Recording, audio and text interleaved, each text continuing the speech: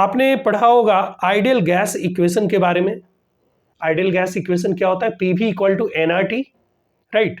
P pressure को बताता है, V volume, N number of moles, R क्या है? Gas constant, universal gas constant, T क्या है? Temperature in Kelvin, right. इसे ही कहते हैं आइडियल गैस इक्वेशन, राइट। तो आइडियल गैस इक्वेशन हम लोग जब देखते हैं बच्चों, तो इसमें होता क्या है कि पीवी इक्वल्स एनआरटी, राइट। और हमने यदि टी को, ठीक है, लेफ्ट में लाया, लेफ्ट साइड में, तो हमारे पास ये बनकर के आता है PV upon T is equal to N R, right.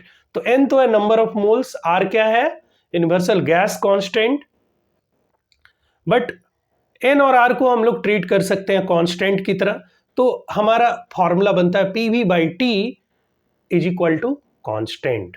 Okay, अब देखो हमारे पास PV upon T equals constant है, तो यहां हम लोग क्या कर सकते हैं? तीन क्वांटिटी, प्रेशर, वॉल्यूम और टेम्परेचर, राइट।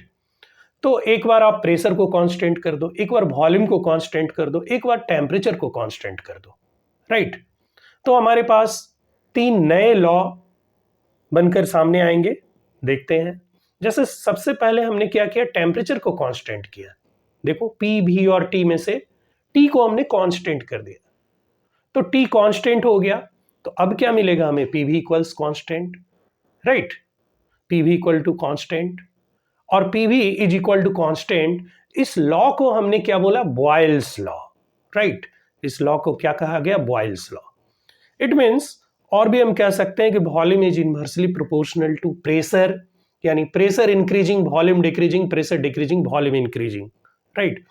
तो at constant temperature PV equal to constant होता है, इसे ही हम लोग कहते हैं बच्चों बॉयल्स लॉ, ठीक है।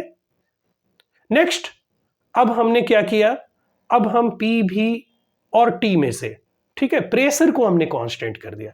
तो देखो, तो प्रेशर को कांस्टेंट किया, तो इस एक्सप्रेशन में देखो यहां पर प्रेशर को यदि हमने कांस्टेंट किया बच्चों, तो V by T equal to constant आ जाएगा, V by T is equal to constant, ठीक है। और इसे भी हमने क्या कहा? इसका भी एक नाम आता है, इसे कहते हैं चार्ल्स लॉ, राइट। ये हो गया चार्ल्स लॉ। तो चार्ल्स लॉ क्या बन गया? At constant pressure volume upon time is a constant, okay.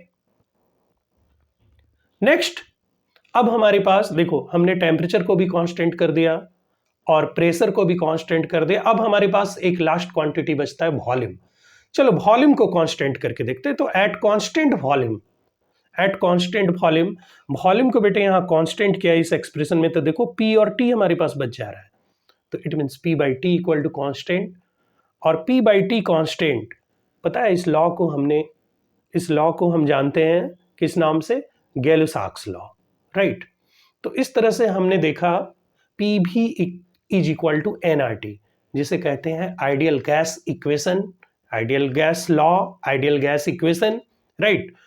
और इसमें हमने प्रेशर को, वॉल्यूम को और टेम्परेचर को, ठीक है, कांस्टेंट जब रखा, तो तीन लॉ हमारे पास सामने आया, बॉयल्स लॉ, चार्ल्स लॉ और गैलो-साक्स लॉ, राइट।